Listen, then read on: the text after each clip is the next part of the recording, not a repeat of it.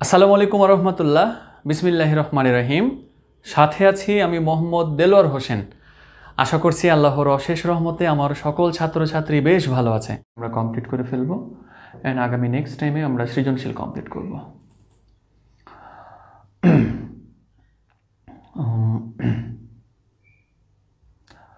ওকে, রিজভি জানিয়েছেন আসসালামু আলাইকুম। ওয়ালাইকুম আসসালাম রহমতুল্লাহ। আমরা 4টা একে ক্লাস শুরু করে দেব। নাহিদ জানিয়েছেন সবাইকে ওয়ালাইকুম আসসালাম রহমতুল্লাহ। অনেকে আসসালামু আলাইকুম জানাচ্ছেন, ওয়ালাইকুম আসসালাম রহমতুল্লাহ। ওকে, তাহলে আমাদের 4টা 1 বেজে গেছে। তাহলে আমরা ক্লাস শুরু করে দিব। প্রথমত আমাদের আলোচনার বিষয় হবে যে একটা যৌগতে শতকরা সংযুতি বের করার নিয়ম। শতকরা সংযুতি বলতে আমি আপনাদেরকে আগে একটু কথাটা বলে নিই। অর্থাৎ একটা যৌগ, বাট ওই যৌগটাতে কোনটা কত পরিমাণের আছে। যেমন আপনি ছোট্ট একটা যৌগ বা আমাদের জাতীয় উদাহরণ যেটা, সেটা হচ্ছে যে NaCl, তাই তো? এখন NaCl এর মধ্যে এটা তো একটা যৌগ। এবার এই যৌগের মধ্যে সম্পূর্ণ মিলিয়ে বলা হবে 100% আছে এখানে। বাট এই 100%-এর মধ্যে সোডিয়াম কতটুকু আছে বা সোডিয়াম কত পার্সেন্ট আছে এবং ক্লোরিন কত পার্সেন্ট আছে সেটা বের করা হচ্ছে যে কি এই যৌগটার এক একটা মৌলের শতকরা সংযুতি। মানে একটা যৌগতে যে যে মৌলগুলো থাকে ওই মৌলগুলো কত পার্সেন্ট আছে সেই পার্সেন্টটাই হচ্ছে যে কি উক্ত মৌলের শতকরা সংযুতি। এবার একটু লক্ষ্য রাখেন যে শতকরা সংযুতি আমাদেরকে কিভাবে বের করতে হবে। তো আমরা ছোট ছোট উদাহরণ থেকে আস্তে আস্তে বড় হব। প্রথম কথা হচ্ছে যে কি হাইড্রোক্লোরিক অ্যাসিডে হাইড্রোজেন এবং ক্লোরিনের শতকরা সংযুতি কত। তাহলে এটা একটা যৌগ, হাইড্রোজেনের পরিমাণটা কত পার্সেন্ট আছে আর ক্লোরিনের পরিমাণটা কত পার্সেন্ট আছে এটা আমাকে বের করতে হবে। তো বের করার জন্য প্রথমত একটা ফরজ কাজ আছে, তারপরে আরেকটা আছে সুন্নত কাজ। তো ফরজ কাজটা আগে আমাদেরকে পালন করতেই হবে। নাম্বার 1, ফরজ কাজ হচ্ছে যে প্রথমত আগে আপনার যৌগের আণবিক ভর নির্ণয় করতে হবে। এটা হচ্ছে আমাদের ফরজ কাজ। তাহলে এখন আমাদের যেহেতু হাইড্রোক্লোরিক অ্যাসিডের আমরা বংশধরের ক্ষেত্রে তাদের কি বের করতে চেয়েছিলাম শতকরা পরিমাণ, তাহলে হাইড্রোক্লোরিক অ্যাসিডের আমরা প্রথমত কি বের করে ফেলবো আণবিক ভর। তাহলে HCl, তাহলে হাইড্রোজেনের হচ্ছে যে কত 1, পাশাপাশি থাকলে কি হবে প্লাস হবে। ক্লোরিনের হচ্ছে যে কত 35.5, তাহলে এখানে কত হবে 36.5। তাহলে এই যে হাইড্রোজেন ভাইয়ের আমাদের আণবিক ভর যেটা হলো সেটা হচ্ছে 36.5। তাহলে আমি ফরজ কাজ কিন্তু করে ফেলেছি। তাহলে ফরজ কাজ হচ্ছে যে কি প্রথমত যৌগটার আণবিক ভর বের করে ফেলতে হবে। তাহলে আণবিক ভর আমার হাতে এখন আছে। আচ্ছা, এরপরে এখন সূত্র অ্যাপ্লাই করে আপনি শুধুমাত্র প্রত্যেকটা যৌগের কি বের করে ফেলবেন, মানে এক একটা মৌলের আণবিক শতকরা পরিমাণ বের করবেন। লক্ষ্য রাখেন শতকরা সংযুতি বের করার সূত্র যেটা, তাহলে প্রথমত আণবিক ভর নিচে থাকবে, তারপরে যার আপনি শতকরা পরিমাণ বের করবেন সেটার পারমাণবিক ভর বসাতে হবে এবং সেটা কতটি আছে সেটা বসাতে হবে, আর ইনটু 100%। মাথার উপর দিয়ে চলে গেল হয়তো কথাগুলো। আচ্ছা, আগে একটু সিস্টেমটা দেখেন তাহলে বুঝতে পারবেন। তাহলে প্রথমত আমি হাইড্রোক্লোরিক অ্যাসিডের ক্ষেত্রে হাইড্রোজেনেরও শতকরা পরিমাণ বের করব এবং ক্লোরিনেরও শতকরা পরিমাণ বের করব। তাহলে আমার সূত্র থেকে আগে কাজটা কমপ্লিট করি। তাহলে আমি এখন মনে করেন যে হাইড্রোজেনের শতকরা পরিমাণ বের করতে চাচ্ছি। তাহলে হাইড্রোজেনের শতকরা পরিমাণ যদি বের করি তাহলে প্রথমত হাইড্রোজেনকে আগে বসাই। ওকে, বসাইলাম। তারপরে এখন প্রথমত হচ্ছে যে আমাকে প্রথমত যৌগটার আণবিক ভর বসাতে হবে। আমরা একটু আগে আণবিক ভর বের করলাম, সেটা হচ্ছে যে কত 36.5। এরপর হচ্ছে যে মৌলের পারমাণবিক ভর, অর্থাৎ আমি যার বের করছি এটার পারমাণবিক ভর কত জানো হাইড্রোজেনের 1, তাহলে যেখানে হাইড্রোজেনের 1 হলো। বাট হাইড্রোক্লোরিক অ্যাসিড যৌগটাতে H কয়টা ছিল একটাই ছিল। আমি লক্ষ্য রাখি এই যে হাইড্রোজেন আছে কতটি একটি, ক্লোরিন আছে একটি।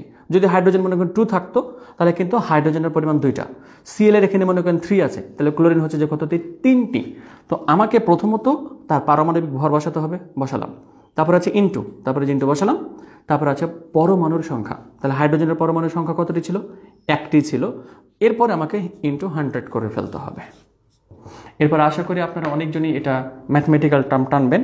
তো প্রথমত তাহলে 1 এর সাথে 1 গুণ, তাহলে 1 আসবে। তো এটা আমার করাই আছে, তাহলে আমি অত আর প্যাচালে না যাই। তাহলে প্রথমত আচ্ছা আমার এটা করা নেই, সরি। তাহলে আপনারা এটা জাস্ট ম্যাথমেটিক্যাল টার্মটা টানুন।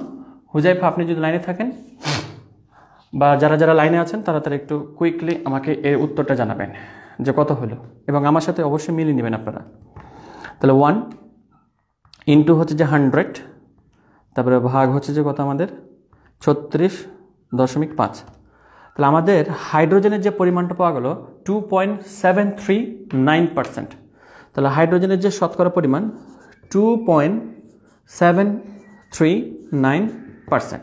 দশমিকের পরে 3টা মান নেবেন সবসময়, ন্যূনতম 3টা মান। তাহলে আচ্ছা, হাইড্রোক্লোরিক অ্যাসিডের ক্ষেত্রে আমরা হাইড্রোজেনের শতকরা পরিমাণটা বের করলাম, সেটা হচ্ছে যে এত %। তাহলে আপনি এখন ক্লোরিনেরও শতকরা পরিমাণটা বের করে ফেলতে পারবেন। তাহলে ক্লোরিনের ক্ষেত্রে একই রকম আমরা সূত্র অ্যাপ্লাই করব। তাহলে ক্লোরিনের প্রথমত আগে আমরা কি ছিল, এখানে যৌগটাতে আণবিক ভর ছিল, আণবিক ভর কত জানা ছিল 36.5। তাহলে এটা আগে আমরা ফরজ কাজ বসিয়ে দিই, তাহলে যে 36.5। এবার এখন আমরা ক্লোরিনের পারমাণবিক ভর বসাবো। ক্লোরিনের পারমাণবিক ভর হচ্ছে কত 35.5। এবার ক্লোরিন কতটি রয়েছে, একটি, তাহলে ইন্টু হচ্ছে কত 1, আর এখানে অবভিয়াসলি থাকছে সবসময় 100%।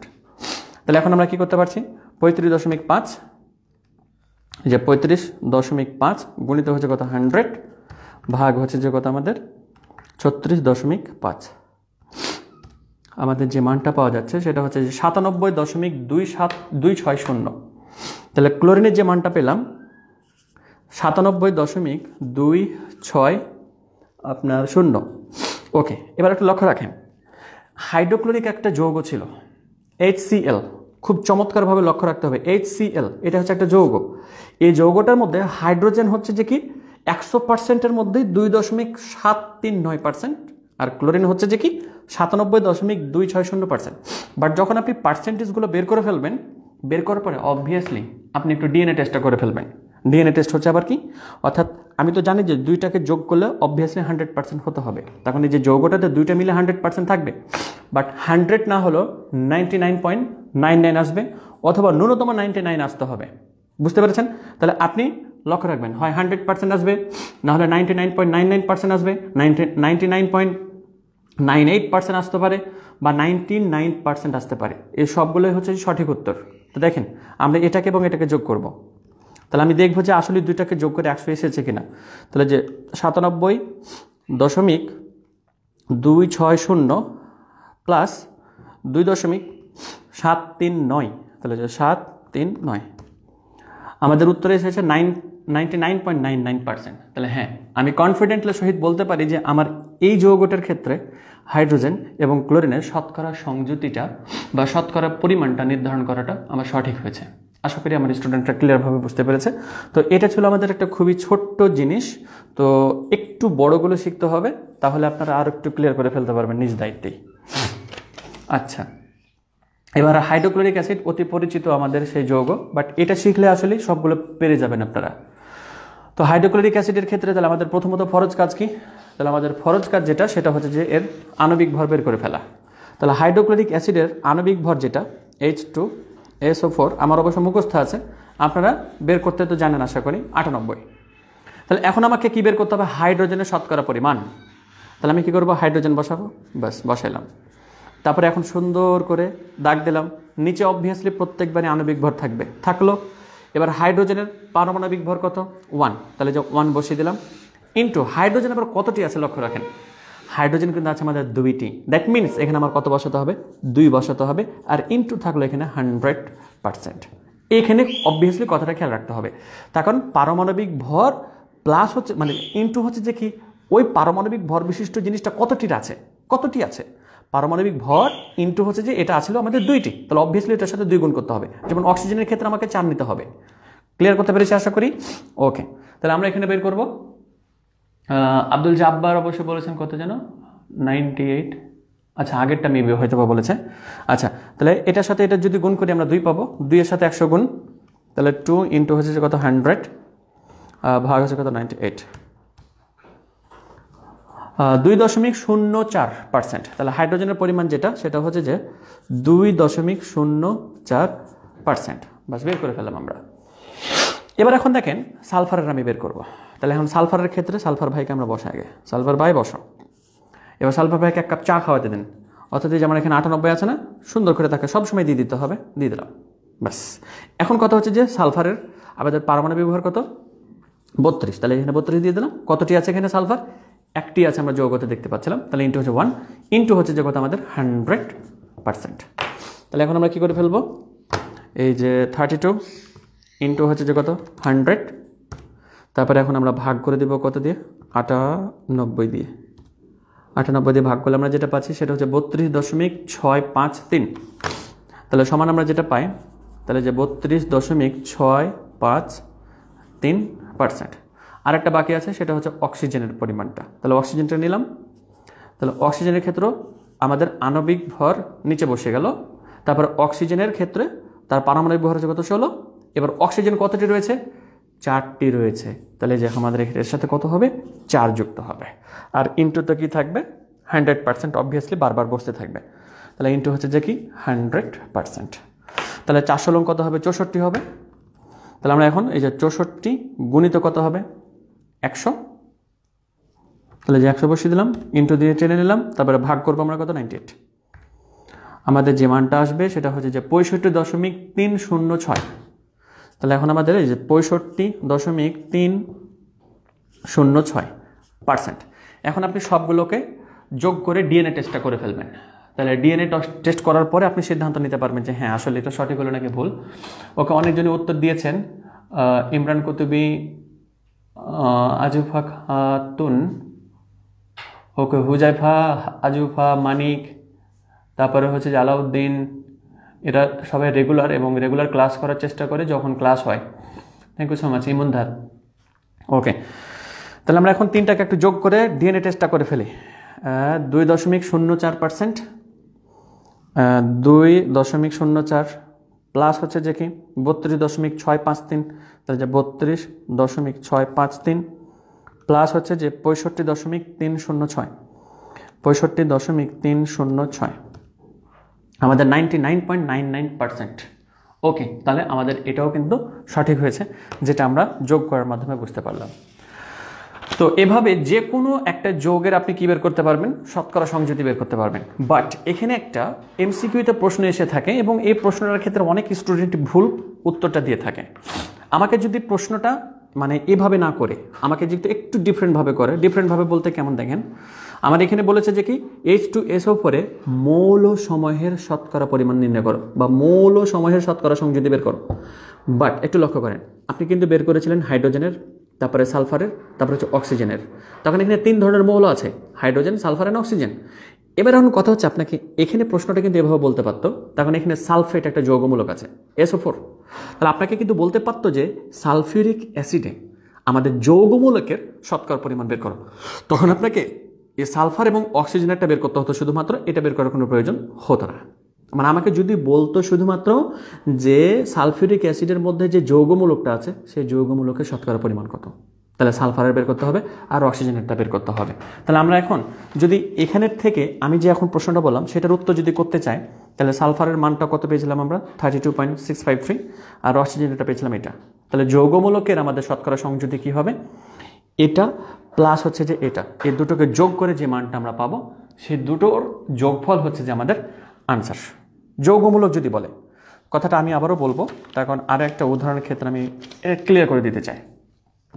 দেখেন, আমাকে যদি বলে এরকম করে যে Na2CO3, তাহলে সোডিয়াম কার্বনেট। তাহলে সোডিয়াম কার্বনেটের ক্ষেত্রে 3 ধরনের মৌল আছে, সোডিয়াম, কার্বন অ্যান্ড অক্সিজেন। আমাকে যদি বলে যে সোডিয়াম কার্বনেটের মধ্যে মৌলসমূহের শতকরা পরিমাণ বের করো, তাহলে আমাকে সোডিয়ামের বের করতে হবে আলাদা করে, কার্বনের আলাদা করে, অক্সিজেনের আলাদা করে। বাট আমাকে যদি বলে যে সোডিয়াম কার্বনেটের মধ্যে যৌগমূলকের শতকরা সংযুতি কত, তাহলে জাস্ট আমাকে কার্বন এবং অক্সিজেনটা বের করে তাদেরকে যোগ করে দিলে আমাদের যৌগমূলকের শতকরা সংযুতিটা চলে আসলো। বুঝতে পেরেছেন আশা করি। ওকে, এখন দেখেন আমার শতকরা সংযুতি বের করা কতটা গুরুত্বপূর্ণ সেটা আপনারা যখন ম্যাথমেটিক্যাল টার্ম আরও যাবেন তখন আরও বুঝতে পারবেন ভালো করে। তো শতকরা সংযুতি থেকে অনেক কিছু বের করা সম্ভব। তো শতকরা সংযুতি থেকে প্রথমত আমরা যেটা আজকে শিখবো সেটা হচ্ছে যে স্থূল সংকেত কীভাবে বের করতে হয়। তো একটু লক্ষ্য রাখে আপনাদেরকে স্থূল সংকেত এবং আণবিক সংকেতের মধ্যে আগে একটু পার্থক্যটা বলে দিই যে স্থূল সংকেত কী জিনিস এবং আণবিক সংকেতটা আসলে কী জিনিস। প্রথমত আগে আমি এই দুটোই বুঝাইতে চাই আপনাদেরকে। যেমন দেখেন C2H2 একটা যৌগ, আর একটা হচ্ছে আপনার C6H6, এই দুটো হচ্ছে যে যৌগ। তো এবার একটু লক্ষ্য রাখেন, এই যৌগটাতে আপনি কিন্তু বলতে পারছেন যে কার্বন রয়েছে 2টি, হাইড্রোজেন রয়েছে 2টি। এই যৌগটাতে কার্বন রয়েছে যে 6টি, হাইড্রোজেন রয়েছে 6টি। বাট আইইউপ্যাক নিয়ম অনুযায়ী যদি কখনো কোনো মানে যেখানে যে সংখ্যাগুলো থাকে, এই সংখ্যাগুলোকে যদি নির্দিষ্ট একটা সংখ্যা দিয়ে ভাগ যায়, তাহলে সেটাকে আপনি ভাগ করে দিতে পারবেন। অর্থাৎ এটা হচ্ছে যে আণবিক সংকেত। আণবিক সংকেতের ক্ষেত্রে আপনি বলতে পারবেন যে এই অণুটাতে কোন পরমাণুগুলো কতটিভাবে যুক্ত আছে। তাহলে C2H2 এই অণুতে কার্বন আছে 2টি, হাইড্রোজেন আছে 2টি, আর এটাতে আছে কার্বন 6টি, এটাতে আছে হাইড্রোজেন 6টি। তাহলে আপনি এখন কনফার্মলি বলে দিতে পারলেন যে এই যৌগটাতে কার্বন কতটি, হাইড্রোজেন কতটি, এই যৌগটাতে হাইড্রোজেন কতটি, কার্বন কতটি। এবার আপনাকে এখন দেখেন, লক্ষ্য করেন, এটাকে 2 দিয়ে ভাগ যায়, এই সংখ্যাটাকে 2 দিয়ে ভাগ যায়। দ্যাট মিনস আমি এটাকে লিখতে পারি এরকম করে না, আইইউপ্যাক নিয়ম অনুযায়ী এটাকে লেখা যায় CH। এবার এখানের ক্ষেত্রে এটা আছে কি 6 দিয়ে ভাগ যাবে দুটোকে, তাহলে আপনি এটাকেও কি লিখতে পারবেন, CH লিখতে পারবেন। এবার আপনি বলেন তো, আপনাকে মনে করেন যে CH দিয়ে দিল, এখন আপনি বলবেন যে এ মৌলটা, মানে আপনি এখন CH থেকে আপনি এ মৌলটার নাম বলবেন নাকি এ মৌলটার নাম বলবেন? তাহলে আপনি এখন CH থেকে কনফার্মলি বলতে পারবেন না যে আসলে আমার মৌলকে এটা বলেছে নাকি এটা বলেছে। তার কারণ এ দুটোরই আমাদের এই যে সংকেতটা পেয়েছি আমরা, এই সংকেতটা হচ্ছে যে আমাদের যেটা, সেটা হচ্ছে যে কি আমাদের স্থূল সংকেত। স্থূল সংকেতগুলো থেকে আপনি কনফার্মলি বলতে পারেন না যে আসলে এখানে কার্বন কতটি রয়েছে, হাইড্রোজেন কতটি রয়েছে, বা অন্য অন্য কোনো মৌলগুলো কতটি যুক্ত আছে। যেমন দেখেন এখানে কার্বন এবং হাইড্রোজেন, কার্বন এবং হাইড্রোজেন, বাট আপনি কিন্তু বলতে পারবেন না কনফার্মলি। তখন আসলে এটা হচ্ছে আণবিক সংকেত।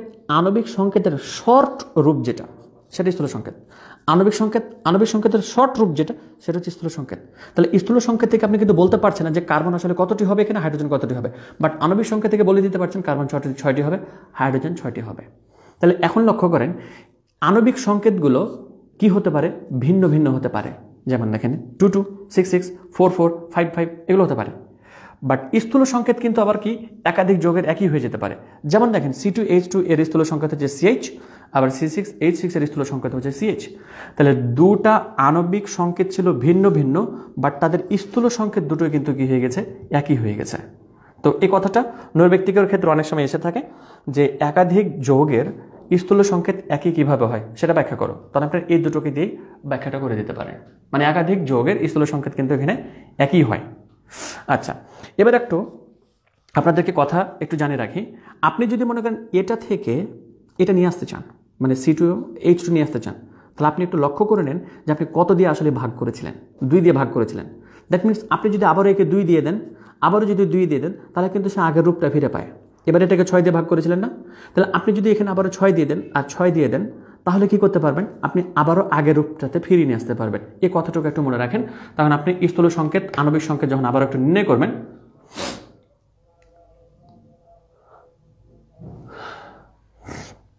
সরি হাঁচি আসছিল হয়তো বা, এই কারণে একটু এরকম অবস্থা হয়েছে, না একটু সর্দি লাগছে এই কারণে। ওকে, যাই হোক, তাহলে আমরা আশা করি ক্লিয়ার করতে পেরেছি যে স্থূল সংকেত কী জিনিস এবং আণবিক সংকেত আসলে কী জিনিস। এখন দেখেন, আপনাকে শতকরা পার্সেন্টেজ থেকে স্থূল সংকেত নির্ণয় করতে বলবে। আপনি কি করেছিলেন, স্থূল সংকেত জানা ছিল, এই যে দেখেন আপনার কাছে H2SO4 এটা জানা ছিল, আপনি কি বের করেছিলেন যেন, তাদের শতকরা পরিমাণটা বের করতে পেরেছিলেন। এবার আপনাকে কি দিবে তারা জানেন, এই যে শতকরা পরিমাণ দিয়ে দিবে, আপনাকে তার সংকেতটা বের করতে হবে। ক্লিয়ার করতে হবে ভালো করে। আবার একটু ক্লিয়ার করেন, যেমন আমি আপনাদেরকে উদাহরণটা দিই, তাহলে বুঝতে পারবেন যে কোনো যৌগে কার্বন এবং হাইড্রোজেনের শতকরা পরিমাণ দেওয়া আছে। তাহলে কার্বনের শতকরা পরিমাণ হচ্ছে এটা, হাইড্রোজেনের শতকরা পরিমাণ হচ্ছে এটা। এবার আমাকে বলেছে স্থূল সংকেত নির্ণয় করো। তো এবার শতকরা পরিমাণ থেকে আমাদেরকে কি করতে হবে, স্থূল সংকেত বের করতে হবে। তো দেখেন এটা আমি কিভাবে বের করতে পারি, এটা ধাপ আছে। তো আমি ধাপগুলো লিখে রেখেছি, আপনারা জাস্ট ধাপ অনুযায়ী অগ্রসর হবেন। নাম্বার 1, প্রথমত আপনাকে কি করতে হবে, শতকরা যে সংযুতি দেওয়া আছে এক একটা মৌলের, তাদেরকে নিজ নিজ পারমাণবিক ভর দ্বারা ভাগ করে দিতে হবে। তার আগে ধাপ 1 ক্লিয়ার করেন, ধাপ 2 এবং ধাপ 3 এর কথা পরে। ধাপ 1 হচ্ছে যে কি, শতকরা যে পরিমাণটা আপনাকে দিয়েছে, সেই পরিমাণটাকে তার নিজ নিজ পারমাণবিক ভর দিয়ে ভাগ করতে হবে।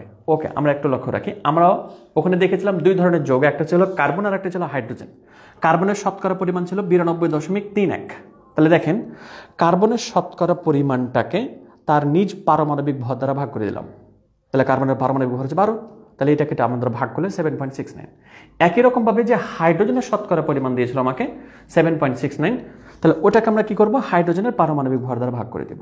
তাহলে হাইড্রোজেনের আমরা কি করলাম, এই যে তার শতকরা পরিমাণটাকে তার নিজ পারমাণবিক ভর দিয়ে ভাগ করে দিলাম। তাহলে 7.69 পেলাম। তাহলে প্রথম ধাপ আপনি কমপ্লিট করলেন, অর্থাৎ প্রত্যেকটা মোলের শতকরা পরিমাণকে তাদের নিজ নিজ পারমাণবিক ভর দ্বারা ভাগ করলেন। ভাগ করার পরে একটা আপনি উত্তর পেলেন। এবার এই উত্তরের দিকে তাকাবেন চশমা দিয়ে একবারে। এবার এই দুইটা উত্তরের মধ্যে যে উত্তরটি সবচাইতে ছোট, এখন এই দুটোর মধ্যে তো স্যার আপনি দুটোই তো সমান, তাহলে কি করব, সমান হলে নো প্রবলেম, আপনি যে কোনো একটা ধরতে পারবেন। বাট যেটা সবচাইতে ছোট হবে এই উত্তরগুলোর মধ্যে থেকে, সেই ছোট সংখ্যাটা দ্বারা আবারও সবাইকে কী করতে হবে, ভাগ করতে হবে। আচ্ছা, এটা যেহেতু সমান আছে, সমান থাকলে ছোট বড় তো হচ্ছে না, দ্যাট মিন এই সংখ্যাটা দিয়ে ওটাকে একবার ভাগ করতে হবে, আবার ওই সংখ্যাটা দিয়ে এটাকে একবার ভাগ করতে হবে।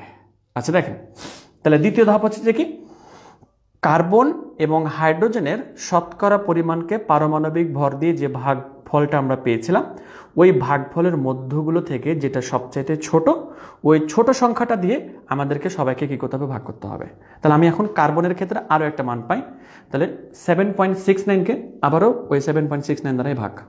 এটা হয়তো একই রকম হয়ে গেছে, হয়তো একটু বুঝতে কষ্ট হতে পারে, আরেকটা উদাহরণ আছে, সেই উদাহরণ থেকে আরেকটু ক্লিয়ার করতে পারবেন। তাহলে এখানে দুটো একই সংখ্যা হয়ে গেছে, তো এ কারণে আবার তুলে লক্ষ্য রাখেন। তাহলে আমি হাইড্রোজেনেরটা যদি বের করতে চাই, তাহলে হাইড্রোজেনের যে ভাগফলটা ছিল, ওই ভাগফলটাকে আবারও ওই সংখ্যাটা দ্বারাই ভাগ। তো এখানে কত পেয়ে গেলাম, আমরা 1 পেয়ে গেলাম। তো আপনি এখন ফাইনালি কার্বনের ক্ষেত্রে পেয়েছেন 1 আর হাইড্রোজেনের ক্ষেত্রে পেয়েছেন 1। তো সেক্ষেত্রে আপনার যে আনসারটা হবে সেটা হচ্ছে যে কার্বন অ্যান্ড হাইড্রোজেন এই দুটোকে পাশাপাশি বসাবেন। পাশাপাশি বসানোর পরে আপনার কার্বন যেহেতু 1 পেয়েছিলেন আর হাইড্রোজেনের যেহেতু 1 পেয়েছিলেন, এই 1 দিয়ে দিবেন। বাট যদি 1 হয় কখনো লিখতে হয় না, বা 2ও যদি হয়, যেমন এখানে 2 আছে, এখানে 2 আছে লিখতে হয় না, 3 আছে 3 আছে লিখতে হয় না। তাহলে আমাদের এখানে ক্ষেত্রে কী হবে, জাস্ট CH হবে। তাহলে এটা হচ্ছে যে আমাদের স্থূল সংকেত বের করে ফেললাম। অর্থাৎ আমাদেরকে প্রথমত কী দিয়েছিল, শতকরা পরিমাণ দিয়েছিল, শতকরা পরিমাণ থেকে আমরা স্থূল সংকেত কী করলাম, বের করে নিলাম। তো এবার আরও একটা উদাহরণ দেখেন, এবার ওই উদাহরণ থেকে আরেকটু ক্লিয়ার করতে পারবেন খুব সুন্দর করে। মানে এখানে দুটো যেহেতু সমান ছিল, তাহলে এখন আরেকটা উদাহরণ দেবো, যে উদাহরণটাতে আপনারা ভিন্ন মান পাবেন। তো ভিন্ন মান থেকে আরেকটু আপনারা ক্লিয়ার ধারণা নিতে পারবেন। ওকে, এবার একটু দেখেন এই যে উদাহরণটা, একটা যৌগতে হাইড্রোজেন, সালফার আর অক্সিজেনের শতকরা পরিমাণ দেওয়া আছে আপনার 2.04%, তারপরে 32.65% অ্যান্ড 65.30%। তাহলে এখন আমার এই যৌগটার স্থূল সংকেত বের করতে হবে। তো স্থূল সংকেত যদি আপনি এটা বের করতে চান, তাহলে প্রথমত ধাপ আপনার কোনটা ছিল যেন, ধাপ 1, শতকরা সংযুতিকে তাদের নিজস্ব পারমাণবিক ভর দ্বারা ভাগ করতে হবে। তাহলে হাইড্রোজেনের এটা মান ছিল, তাহলে এই মানটাকে হাইড্রোজেনের পারমাণবিক ভর দ্বারা ভাগ, সালফারের এটা মান ছিল, তাহলে এটাকে এর নিজস্ব পারমাণবিক ভর দ্বারা ভাগ, ঠিক একই রকমভাবে এটাকে। তাহলে এখন আমরা সেই প্রথম ধাপটা আগে কমপ্লিট করে ফেলি। তাহলে হাইড্রোজেনের ক্ষেত্রে কি করব, শতকরা পরিমাণকে হাইড্রোজেনের পারমাণবিক ভর হচ্ছে যে 1, তাহলে এটাকে 1 দ্বারা ভাগ করলে একই মান পাবো। আচ্ছা, এরপর আমাদের সালফারের মানটা, সালফারের শতকরা পরিমাণ কত ছিল, এটা, তাহলে সালফারের পারমাণবিক ভর কত, সালফারের হচ্ছে যে 16×32, তাই না? তাহলে এখন আমরা ওই শতকরা পরিমাণকে 32 দ্বারা ভাগ, তাহলে আমরা পেলাম 1.02। এবার আরেকটা কাজ করব, অক্সিজেন ভাই বাকি আছে এখনও, তাহলে অক্সিজেনের ক্ষেত্রে জাস্ট কাজটা কমপ্লিট করে ফেলবো। তাহলে যে অক্সিজেনের ক্ষেত্রে তার শতকরা পরিমাণ ছিল এটা, অ্যান্ড অক্সিজেনের ক্ষেত্রে পারমাণবিক ভর হচ্ছে 16, তাহলে তার নিজস্ব শতকরা পরিমাণকে পারমাণবিক ভর দিয়ে ভাগ করে আমরা মান পেয়েছি 4.08। এবার এখন আপনারা দেখেন তো ভাগফলগুলোর মধ্য থেকে সবচেয়ে ছোট ভাইকে 2.04, 1.02, 4.08, তাহলে এখানের মধ্যে সবচেয়ে ছোট হচ্ছে যে এটা। তাহলে এখন আপনার এই যে ছোট সংখ্যাটা দিয়ে সবাইকে আবারও ভাগ করতে হবে, এই ছোট সংখ্যাটি দিয়ে সবাইকে আবারও ভাগ করতে হবে। তাহলে আমরা এখন এই ছোটটাকে দিয়ে এটাকেও ভাগ করব, ওটাকেও ভাগ করব, আবার এটাকেও ভাগ করব। তাহলে এখন আমরা নির্ণয় করি, তাহলে বুঝতে পারবেন আপনারা, আশা করি একটু সময় নিয়ে বুঝতে হবে কথাগুলো। ওকে, অনেকজনই এখানে কমেন্ট করেছেন আপনারা, হুজাইফা, ওকে ওকে, থ্যাংক ইউ সো মাচ, বুঝতে পেরেছেন আশা করি। তাহলে তাহলে এখন দেখি আমরা, তাহলে হাইড্রোজেনের ক্ষেত্রে কি করব, হাইড্রোজেনের যে আমরা ভাগফলটা পেয়েছিলাম, ওই ভাগফলটাকে ছোট্ট যে ভাগফলটা ছিল সেই ফলটাকে ভাগ, তাহলে আমরা এটাকে এটা দ্বারা ভাগ করলে কত পাই, 2 পাই। একই রকমভাবে সালফারের ক্ষেত্রে আমরা যেটা মান পেয়েছিলাম 1.02, সবচেয়ে ছোট সংখ্যা ছিল 1.02, তাহলে 1.02 কেটে দিয়ে ভাগ, আমরা পেলাম 1। এবার অক্সিজেনের ক্ষেত্রে আমরা যে মানটা পেয়েছিলাম সেটা হচ্ছে 4.08 এবং সবচেয়ে ছোট সংখ্যা ছিল 1.02, তাহলে 4.08কে 1.02 দ্বারা ভাগ, তাহলে আমরা মান পেলাম 4। তাহলে হাইড্রোজেনের ক্ষেত্রে পেলাম যেটা আমরা সেটা 2, সালফারের ক্ষেত্রে যেটা পেলাম সেটা হচ্ছে 1, অক্সিজেনের ক্ষেত্রে যেটা পেলাম সেটা হচ্ছে 4। তখন আমার এই যৌগটা আসলে কি হবে সেটা আপনাকে লিখে দিতে হবে। তাহলে এখানের ক্ষেত্রে আমাদের যে যৌগটা হবে সেটা হচ্ছে যে এভাবে বের করতে হবে, অর্থাৎ প্রথমত হাইড্রোজেন, সালফার অ্যান্ড অক্সিজেন, প্রথম তিনটাকে বসাই দেবেন। তাহলে হাইড্রোজেন অ্যান্ড সালফার, তারপর হচ্ছে অক্সিজেন। হাইড্রোজেনের ক্ষেত্রে আমরা পেয়েছিলাম 2, দ্যাট মিনস যেখানে 2 বসে গেল। সালফারের পেয়েছিলাম 1 হলে লিখতে হয় না। আর অক্সিজেনের ক্ষেত্রে পেয়েছিলাম আপনার 4, তাহলে এখানে 4, তাহলে H2SO4, দ্যাট মিনস এটা হচ্ছে একটা সালফিউরিক অ্যাসিডের আর সংকেত। তো আশা করি স্টুডেন্টরা ক্লিয়ার করতে পেরেছে। তো যেভাবেই দিক না কেন, যত বড়ই দিক না কেন, আপনাকে একই প্রসেসে আপনাকে কী করতে হবে, নির্ধারণ করতে হবে। আর ধাপটুকু আপনারা একটা স্ক্রিনশট দিয়ে নিয়ে নিতে পারেন, অথবা ভিডিও তো জমাই থাকছে, আপনারা সেখান থেকেও দেখে নিতে পারবেন। ওকে, তাহলে এই ছিল আমাদের আসলেই শতকরা পরিমাণ থেকে কিভাবে আমাদেরকে কি করতে হয়, আমাদের এই শতকরা পরিমাণ থেকে আমাদের কিভাবে সংযুতিটা বের করতে হবে, তার স্থূল সংকেত কিভাবে বের করতে হবে। এখন আমাদের চলে যাব আণবিক সংকেত কিভাবে বের করতে হয় শতকরা সংযুতি থেকে। ওকে, অ্যান্ড এটা ইম্পর্টেন্ট পার্ট, অ্যান্ড এটা সৃজনশীল এসে থাকে। শতকরা সংযুতি থেকে আণবিক সংকেত নির্ণয় করো। আচ্ছা, এবার আপনাদের ক্ষেত্রে একটা প্রশ্ন থাকবে আমার, দেখি এবার এই উত্তরটা কে করতে পারে, দেখা যাক। একটা যৌগতে হাইড্রোজেন আছে আপনার 5%, আর অক্সিজেন আছে আপনার 32%, অ্যান্ড বাকি অংশ আছে যে সালফার। তাহলে সালফারের পরিমাণটা কত হবে সেটা আপনারা বের করবেন। একটি যৌগতে হাইড্রোজেন হচ্ছে 5%, অক্সিজেন হচ্ছে 32%, বাকি অংশ সালফার রয়েছে। তাহলে এখন সালফারের পরিমাণটা কত, দেখি কে উত্তরটা করতে পারে।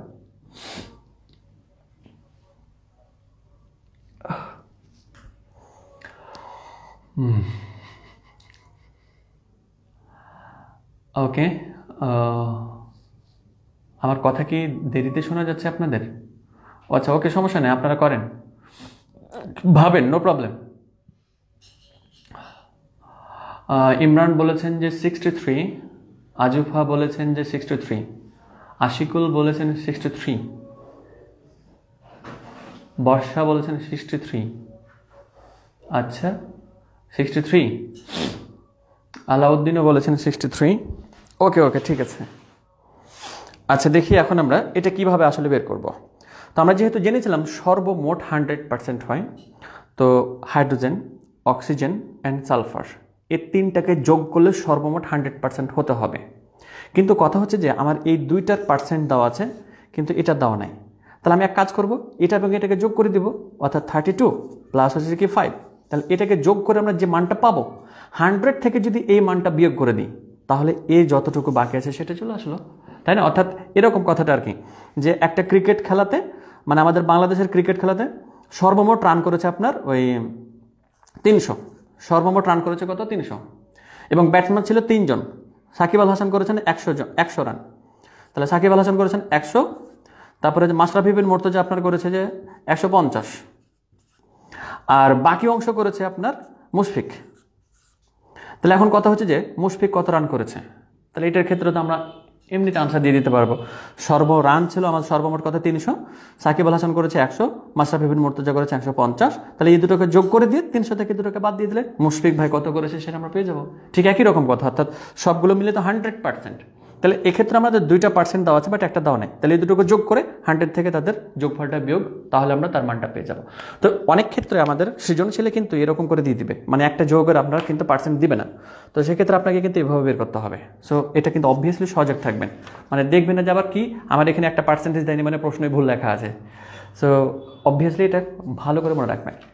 দেখেন, এবার শতকরা সংযুতি থেকে আণবিক সংকেত নির্ণয় করা যায়, যেহেতু সৃজনশীল এসে থাকে, এবং কিন্তু ধরাছোঁয়ার মতো আপনাকে দুই ধরনের প্রশ্ন ঘুরিয়ে থাকে সৃজনশীলে। এই দুই ধরনের প্রশ্ন আপনাকে ঘুরাবে তারা। নাম্বার 1, প্রশ্নে আপনি আগে লক্ষ্য করবেন যে আণবিক ভর আছে না নাই। দেখেন, প্রশ্নতে কিন্তু আণবিক ভর দিয়ে দেয়। তো শতকরা সংযুতি থেকে যখন আণবিক সংকেত আপনি বের করবেন, তখন প্রশ্নতে আপনাকে আণবিক ভর দিয়ে দিবে।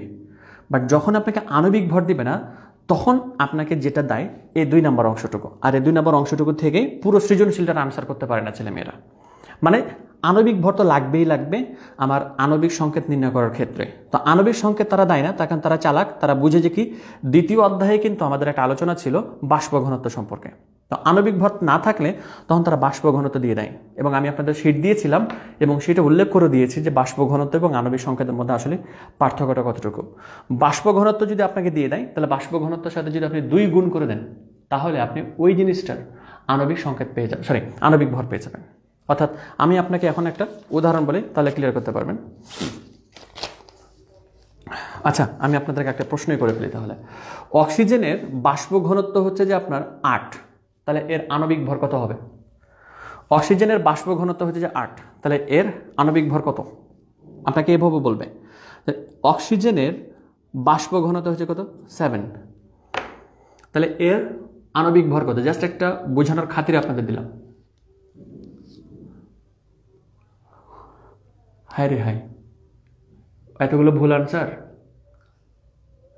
অক্সিজেনের বাষ্প ঘনত্ব হচ্ছে যে 7, তাহলে এর আণবিক ভর কত?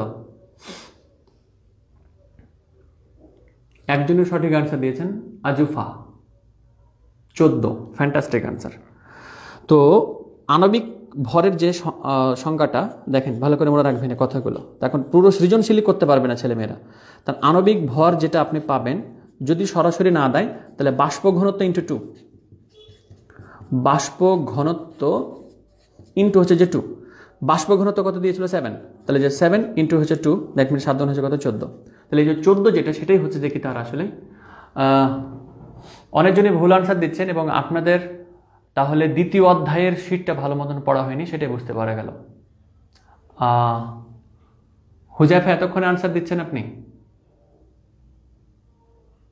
Ashikul Asif 14, okay, thank you so much. Hossain Mia 14, Jamil 14, এতক্ষণ পরে আপনার আনসার দিচ্ছেন, আমার তো আনসার করা হয়ে গেছে অলরেডি। যাই হোক, অনেক অনেক ধন্যবাদ আপনাদেরকে। তবে আমরা দ্বিতীয় অধ্যায়ে কিন্তু এই বিষয়টা আলোচনা করেছি, এবং আমি আপনাদের শীটেও কিন্তু উল্লেখ করে দিয়েছি কথাটুকু। আমি জানি যে এই সমস্ত জিনিসগুলো বইয়ে আলোচনা নেই, বাট কিন্তু সৃজনশীল এই সমস্ত জিনিসগুলো দিয়ে দেয়। সো অবভিয়াসলি কথাটা মনে রাখবেন। তাহলে আণবিক যখন আমাকে সংকেত বের করতে বলবে, আণবিক সংকেতের ক্ষেত্রে প্রথমত আপনাকে খেয়াল করতে হবে যে আমার উদ্দীপকে আণবিক ভর দিয়েছে নাকি দেয়নি। আণবিক ভর সাধারণত দিয়ে দেয়, বাট এখনকার যে সৃজনশীলগুলো করে সেই সৃজনশীলগুলোতে তারা দিতে চায় না। মানে প্রথমত তারা বাষ্প ঘনত্ব দিয়ে দেয়, আর বাষ্প ঘনত্ব যখন দিয়ে দেয় তখন আণবিক ভর বের করতে হবে আমাকে এভাবে, বাষ্প ঘনত্বকে 2 দ্বারা গুণ, দ্যাট মিনস আপনি ওই যৌগটার আণবিক ভর পেয়ে যাবেন। লক্ষ্য রাখেন, আপনি মনে করেন যে একটা যৌগের এখন আপনাকে ওই বাষ্প ঘনত্ব আপনাকে দিলে এরকম করে 22, তাহলে বাষ্প ঘনত্ব আপনাকে যে দিলে ছিল 22, তাহলে আণবিক ভর কত হবে? 44 হবে। আর 44 কার হয়? সাধারণত আমরা কার্বন ডাইঅক্সাইড দিয়ে 44 পেয়ে থাকি, দ্যাট মিনস আমার উত্তর যেটা আসবে সেটা কিন্তু কার্বন ডাইঅক্সাইড। এবার একটু লক্ষ্য রাখেন, একটা যৌগের আপনার আণবিক ভর সরাসরি দিলে জন্য 98, তো 98 আপনি কার জানেন? 98 জানেন আপনি সালফিউরিক অ্যাসিডের, দ্যাট মিনস আপনার H2SO4 আসবে। তো সেক্ষেত্রে কিছু কিছু যৌগ আছে যে যৌগগুলোর আণবিক ভর আপনাকে মুখস্থ থাকতে হবে, আর এই মুখস্থ যদি থাকে তাহলে আপনি একটা আন্দাজ করে নিতে পারবেন যে হ্যাঁ আসলে আমাকে প্রশ্নতে কাকে বের করতে বলেছে। তো এই যে বেশ কিছু আমাদের যৌগগুলো থাকে, যেমন হচ্ছে সালফিউরিক অ্যাসিড, তারপর hydrochloric acid, hydrofluoric acid, hydrobromic acid, sodium chloride, sodium fluoride, sodium bromide, এই magnesium fluoride, magnesium chloride, magnesium bromide, aluminium trifluoride, এই সমস্ত জিনিসগুলো কিছু পারমাণবিক ভর দিয়ে তাদের আণবিক ভরগুলো মুখস্থ রাখতে হবে। তো মুখস্থ রাখতে না পারলে বের করতে তো সিস্টেম জানেন, বাট কথা হচ্ছে যে মুখস্থ যদি রাখতে পারেন সেক্ষেত্রে আপনার উত্তর করাটা অনেক সহজ হবে, এবং যেগুলো কিন্তু আমি আগে আলোচনা করে দিয়েছি, মানে এই সমস্ত জিনিসগুলো নিয়ে আগে আলোচনা করা হয়েছে। প্লাস আপনাকে পর্যায় সারণী সম্পর্কে বেশ কিছু ধারণা দেওয়া হয়েছিল যে কীভাবে আপনাকে অঙ্কন করতে হয়, আর কীভাবে খুব সহজেই কোন যৌগটা আসলে কত নম্বর গ্রুপের কত নম্বর পর্যায়ে আছে সেটা শনাক্ত করতে হয়। আচ্ছা, যাই হোক, তাহলে এখন আমরা পার্সেন্টেজ থেকে তার আণবিক ভর, আণবিক সংকেত বের করব। লক্ষ্য রাখেন, খুব সুন্দর করে একটা জিনিস লক্ষ্য রাখবেন, একটা যৌগতে কার্বন অ্যান্ড হাইড্রোজেনের শতকরা পরিমাণ দেওয়া আছে। কার্বনের শতকরা পরিমাণ হচ্ছে যে 92.31%, আর হাইড্রোজেনের শতকরা পরিমাণ হচ্ছে যে 7.69%, এবং আণবিক ভর দেওয়া আছে যে 78। তাহলে আপনাকে প্রশ্নটা আণবিক ভর দিয়ে দিচ্ছে, কথা ক্লিয়ার করতে পেরেছেন? তাহলে এর আণবিক সংকেত কত? তো আণবিক সংকেত বের করার জন্য প্রথমত ফরজ কাজ যেটা, আপনাকে আগে স্থূল সংকেত বের করে ফেলতে হবে। আপনাকে আগে স্থূল সংকেত বের করে ফেলতে হবে। তো আপনারা তো স্থূল সংকেত বের করতে শিখেছেন একটু আগে থেকেই, তো এখন আপনাদেরকে আমি আবারও শুরু থেকেই করাই যে স্থূল সংকেত বের করার জন্য প্রথমত কি করতে হয়, নিজস্ব যে শতকরা পরিমাণ ছিল ওই শতকরা পরিমাণটাকে তাদের নিজ নিজ পারমাণবিক ভর দ্বারা ভাগ। তাহলে কার্বনের শতকরা পরিমাণ ছিল এটা, কার্বনের শতকরা পরিমাণকে কার্বনের নিজস্ব পারমাণবিক ভর দ্বারা ভাগ। তাহলে কার্বনের পারমাণবিক ভর হচ্ছে 12। দ্যাট মিন্স আমাদের কার্বনের যে মানটা আসবে সেটা হচ্ছে 7.69%। আচ্ছা, তারপরে হাইড্রোজেনের শতকরা পরিমাণ হচ্ছে কত? 7.69%। তাহলে এখন আমরা হাইড্রোজেনের একই রকমভাবে কাজটা করে নিলাম। হাইড্রোজেনের ছিল 1, এটা আপনারা একটু আগেও কিন্তু করেছেন। তো এখন আপনি যে প্রাপ্ত ভাগফলগুলো পেলেন আপনি 7.69, এখন এই ভাগফলের মধ্য থেকে সবচেয়ে যেটা ছোট ভাগফল, সেই ভাগফলটা দিয়ে সবাইকে আবার ভাগ, কিন্তু এখানে দুটোই সমান। তাহলে দুটো যেহেতু সমান হয়, তাহলে ওটাকে দিয়ে ওটা গিয়ে ভাগ, ওটা দিয়ে ওটা গিয়ে ভাগ। তাহলে এখন আমি কী করতে পারবো? তাহলে কার্বনের ক্ষেত্রে যে মানটা আমি পাবো, তাহলে 7.69কে দিয়ে 7.69 দিয়ে ভাগ 1 পেয়েছি। একই রকমভাবে হাইড্রোজেনের ক্ষেত্রে আমি কত পাবো? 1 পাবো। তাহলে হাইড্রোজেনের 1 পেয়েছেন, কার্বনেরও পেয়েছেন কত? 1। আপনারা একটু আগে কিন্তু এটার শতকরা সংযুতি থেকে, মানে শতকরা মান থেকে কিভাবে তার আসলে আপনাদেরকে সংকেতটা বের করতে হবে সেটা কিন্তু বের করে রেখেছেন। তারপর আমি এটা আবারও করে দিলাম, তার কারণ শুরু থেকে শেষ পর্যন্ত কিভাবে করতে হবে সেটা আপনাকে দেখানোর জন্য শুধুমাত্র। ওকে, দেখেন, তাহলে আমি এখন এটার কি বের করে ফেলবো? স্থূল সংকেত বের করে ফেলবো। তাহলে কার্বনেরও আমি মান পেয়েছিলাম যেন 1, আর হাইড্রোজেনেরও আমি পেয়েছিলাম কত? 1। তাহলে আমি এখন বলতে পারবো যে যৌগটার স্থূল সংকেত যেটা হবে সেটা হচ্ছে CH। কেন? কার্বনেরও মান পেয়েছিলাম 1, হাইড্রোজেনের মান পেয়েছিলাম 1। আপনি 1 মানে 1 লিখতে হয় না IUPAC নিয়ম অনুযায়ী। তাহলে যেটা পাওয়া গেল সেটা হচ্ছে CH। এখন আপনি যে স্থূল সংকেতটা পেয়েছেন, এই স্থূল সংকেতের আপনাকে আগে কি করতে হবে? আণবিক ভর বের করতে হবে। একদম ভালো করে ক্লিয়ার করে রাখবেন। তাহলে আমাকে আণবিক সংকেত বের করার জন্য প্রথম ধাপ হচ্ছে যে কি আগে স্থূল সংকেত বের করে নেওয়া। তাহলে স্থূল সংকেত বের করে নেওয়ার পরে স্থূল সংকেতের আপনি আণবিক ভর বের করবেন। তাহলে স্থূল সংকেতের আণবিক ভর যদি আপনি বের করেন, তাহলে কার্বনের হচ্ছে কত? 12, আর এটার হচ্ছে কত? 1। That means 13। তাহলে আপনি এখন বলতে পারবেন যে স্থূল সংকেতের যে আণবিক ভরটা সেটা হয়েছিল যে কত? 13। বাট আপনি কিন্তু প্রশ্নতে দেখেছিলেন যে যে যৌগটার কথা তারা বলেছে, প্রশ্নতে কিন্তু যে যৌগটার কথা বলেছে ওই যৌগটার আণবিক ভর হচ্ছে যে কত? 78। বাট স্থূল সংকেত বলেছে যে কি আমি মাত্র 13 বের করে দিতে পেরেছি তোমাকে, আমি 13 বের করতে দিতে পেরেছি। কিন্তু কথা হচ্ছে যে কি আণবিক সংকেত তো আমার কত হওয়ার কথা? 78 হওয়ার কথা। তাহলে অবভিয়াসলি এখানে যে কোনো একটা সংখ্যা ছিল, ওই যে আপনাদেরকে প্রথমেই শেখালাম, এমন একটা সংখ্যা দ্বারা এখানে কি করা আছে? ভাগ করা আছে। স্থূল সংকেতের ক্ষেত্রে কি করা থাকে? ভাগ করা থাকতে পারে।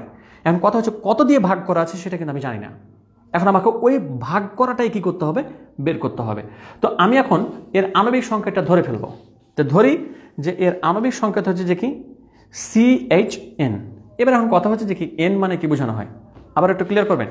এই লাইনটাই কিন্তু সবচেয়ে বেশি ভেজা লাগাতে পারে। দেখেন, আমি এটা দুবার বলতে চাই, তাও ভালো, কিন্তু ভালো করে ক্লিয়ার করবেন। আমাদের এখানে একটু আগে যেটা শিখেছিলাম যে C6H6 এটা ছিল আণবিক সংকেত।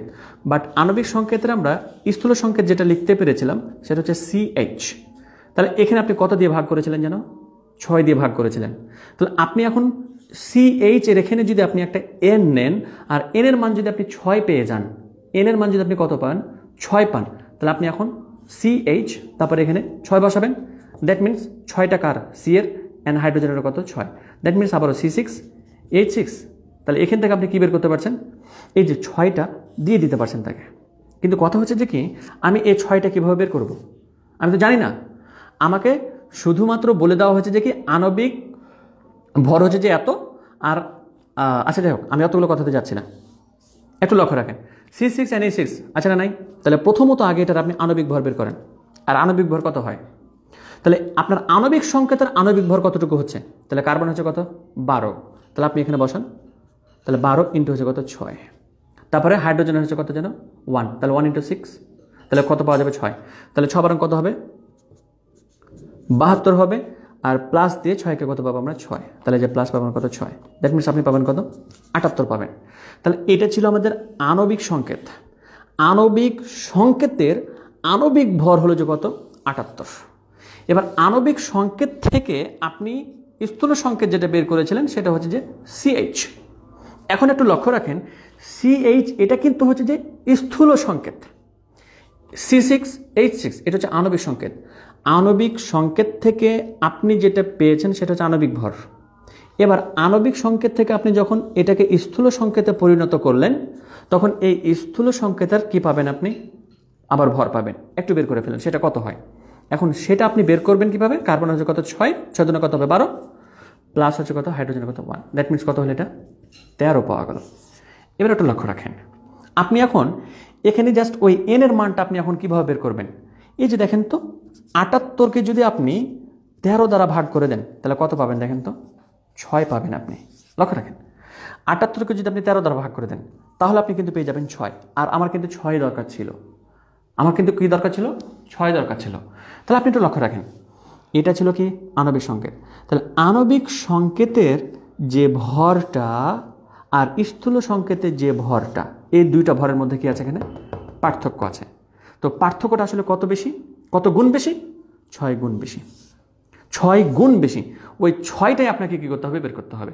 অর্থাৎ এন মানে হচ্ছে যে কি আসলে আণবিক সংকেতের ভরের চাইতে, আণবিক সংকেতের ভরের চাইতে আসলে স্থূল সংকেতের ভরটা কত গুণ ছোট। বা আপনি যদি এভাবে বলতে চান যে স্থূল সংকেতের ভরের চাইতে আণবিক সংকেতের ভরটা আসলে কত গুণ বেশি।